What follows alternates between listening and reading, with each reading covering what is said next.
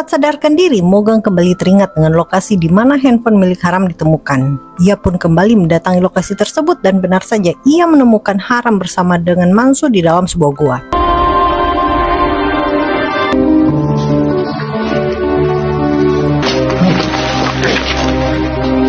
Sementara itu, ayah Mansu justru dinyatakan meninggal dunia. Tidak lama kemudian pihak rumah sakit pun mendapat kabar mengenai kondisi Mansu. Setelah berada di rumah sakit, Haram awalnya ingin terus menunggu Mansu selesai dioperasi. Namun Mogang meminta bantuan Suwan untuk bisa membujuk Haram agar mau mengobati lukanya juga. Setelah berhasil membujuk Haram, Suwan pun mengobati luka Mogang.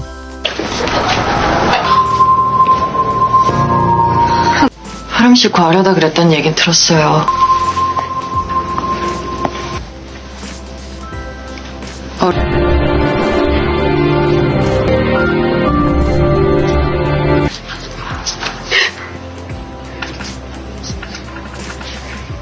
Sedangkan detektif Na dan yang lainnya mendatangi tempat persembunyian Yongchun yang menemukan beberapa jasad lainnya. Syukurnya operasi Mansu berjalan dengan lancar.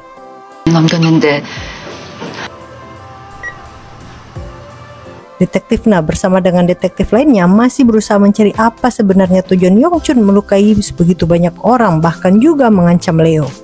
Namun menurut Leo, ia tidak mengenal Yongchun. Leo pun menceritakan kejadian saat dirinya sedang syuting di rumah sakit.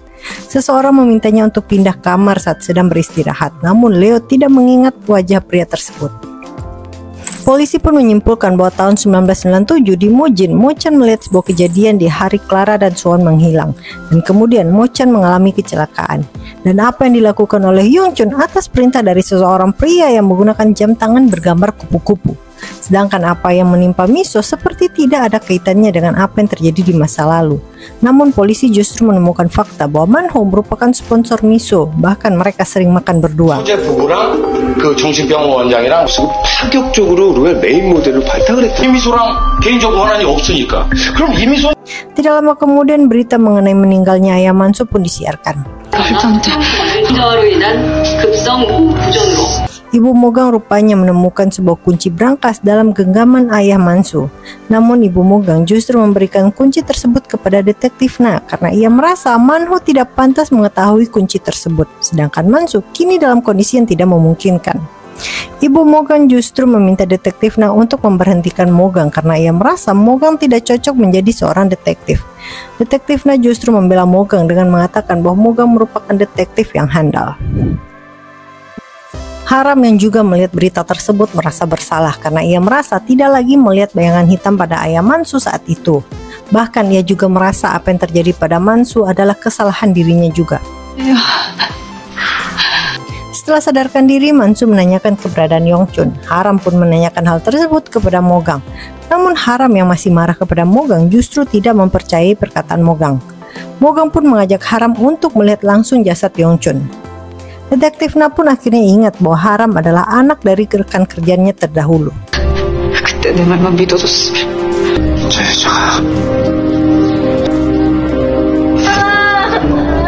Beberapa hari pun berlalu. Haram berusaha untuk menemani Mansu yang masih harus dirawat. 물 좀 떠올게요. 좋겠죠. 그렇게 뛰쳐나가 버리고 그런 무당반수는요. Sedangkan Mogang justru merasa sedih. Bahkan Mogang sampai tertidur di kantor polisi dalam keadaan mabuk. Detektif Na yang datang menjemput Mogang pun mengatakan kepada Mogang bahwa sikap Mogang yang dengan rela terluka demi menyelamatkan Haram telah membuktikan bahwa Mogang menyukai Haram.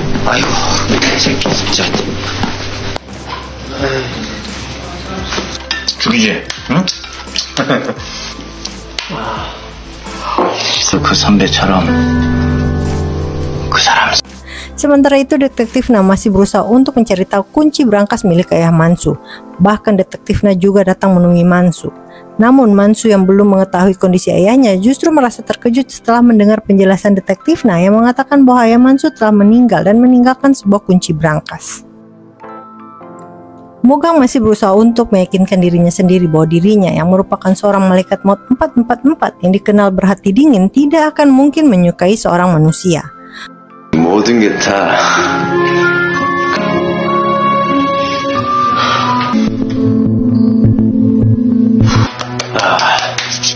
알았어. Mansu bersama dengan detektif Na pun membuka brankas milik ayah Mansu. Namun justru keduanya menemukan sebuah kaset rekaman yang ternyata isinya adalah video pengakuan seorang gadis di masa lalu yang menyatakan bahwa Oh Chun-soo, ayah dari Mansu, menggunakan layanan prostitusi anak di bawah umur, dan Clara merupakan mucikarinya, sedangkan Byung-sik adalah orang yang membiayai semua itu. Detektif Na pun mendatangi anggota Dewan Kim yang dulunya merupakan seorang reporter, dan ternyata ialah yang membuat rekaman tersebut, dan gadis di dalam video tersebut adalah Suan.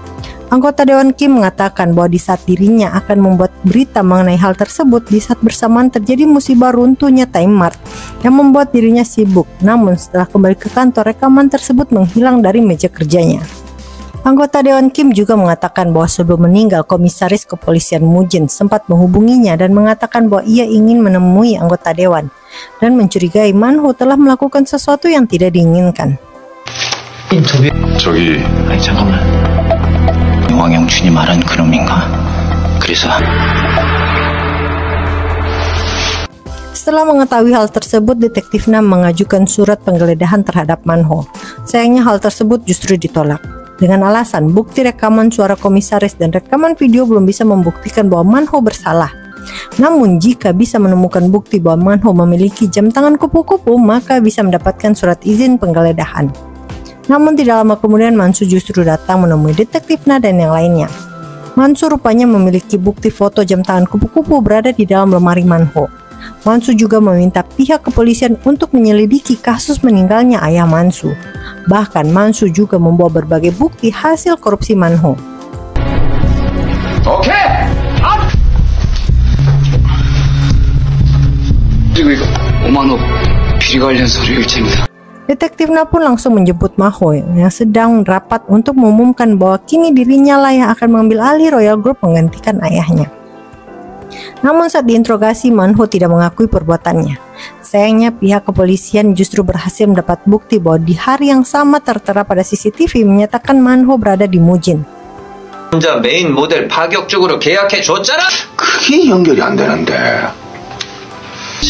들어와. Merasa senang dengan pencapaian bisa membongkar kasus korupsi Manho, detektif Nana yang lainnya mengadakan makan malam bersama. Namun tanpa diketahui alasannya, detektif Na justru pergi begitu saja dan mengalami kecelakaan.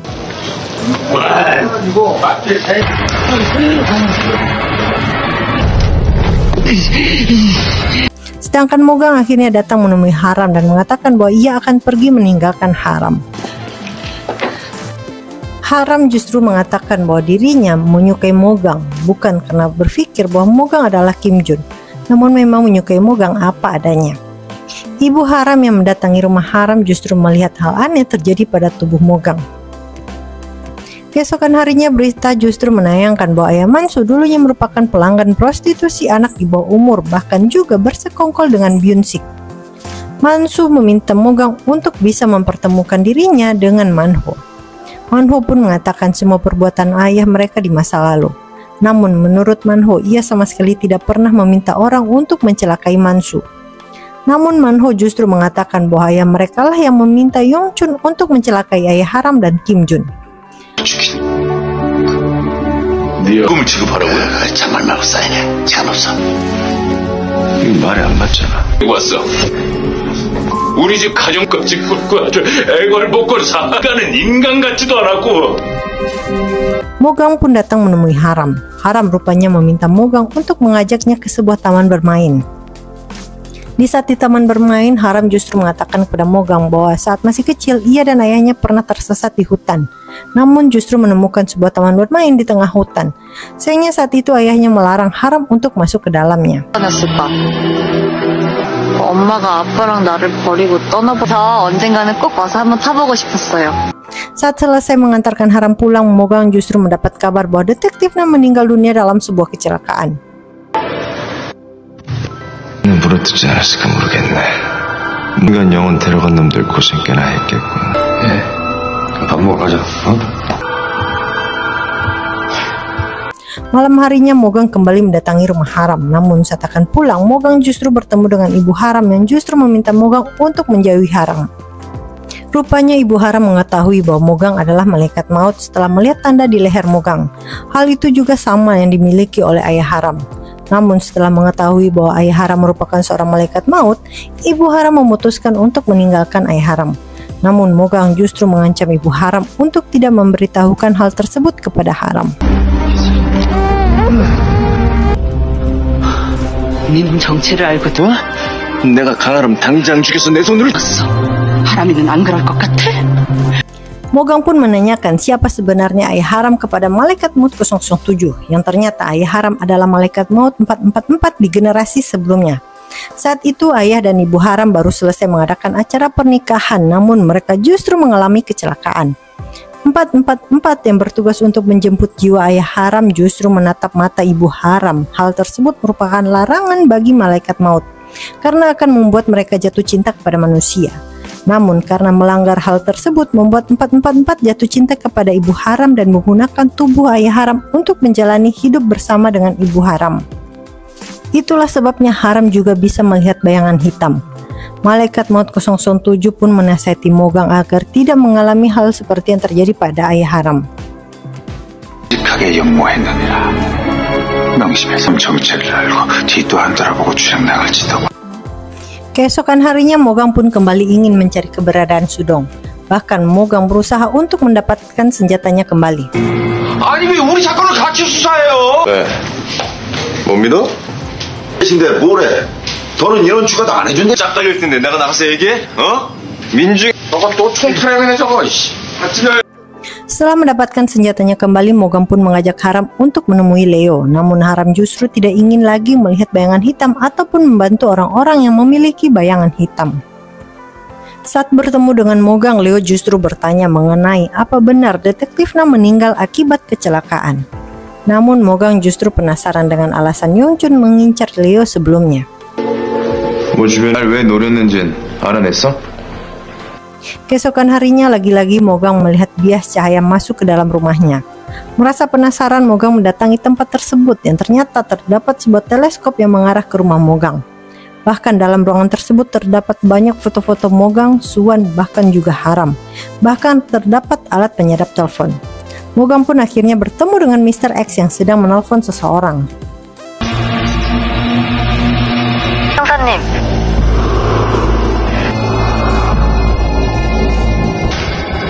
5만 원으로 정리 될 것 같습니다. 정치하다 보면 조만간 나타날 것 같습니다. Sementara itu, Suwan masih terus mencari seorang pria bernama Lee Byung-tae. 찾아온 날이 마신 연락처 같은 건 안 남겼. Sayangnya Mogang gagal menangkap Mr. X, namun Mogang akhirnya mengetahui bahwa Manho bukanlah dalang dari kasus-kasus yang terjadi selama ini. Bahkan Manho dan ayahnya tidak bersekongkol dengan Mr. X. Mogang pun kembali mencari informasi dan menyelidiki kecelakaan yang menimpa Detektif Na, yang ternyata sebelum kecelakaan Detektif Na sempat kembali ke kantor dan meminta tim lainnya untuk mencari tahu dokumen kasus 20 tahun yang lalu. 나 선배가 저한테 전화했어요. 뭐라고? 너무 실망하지 마. Mogang akhirnya mengetahui siapa dalang di balik semua kasus yang terjadi. Mogang juga bertemu dengan Suwan. Suwan pun menceritakan yang sebenarnya, bahwa 20 tahun yang lalu saat anggota Dewan Kim masih menjadi seorang reporter dan mewawancarai Suwan mengenai apa yang dilakukan oleh Ayah Mansu. Sayangnya setelah selesai mewawancarai Suwan, anggota Dewan Kim justru melecehkan Suwan dan tanpa sengaja di saat itu kamera yang digunakan sebelumnya masih menyala dan merekam aksi anggota Dewan Kim. Dan dalam mencari rekaman tersebut, anggota Dewan Kim membayar Yongchun untuk mencari rekaman tersebut yang akhirnya menghilangkan nyawa Clara dan Muchon. Anggota Dewan Kim pun akhirnya bersekongkol dengan Mr. X untuk mencari rekaman tersebut, karena jika rekaman tersebut tersebar maka karirnya akan hancur. Namun menurut Suwan, sebelum kejadian yang menimpa Mogang, Mogang sempat mengatakan bahwa dirinya akan mengungkapkan apa yang sebenarnya terjadi. Itu artinya Mogang telah menyimpan rekaman tersebut. 내가 안 꺼져가고 그 테이프 어디 있는지 무강 씨 분명히 알고 있어.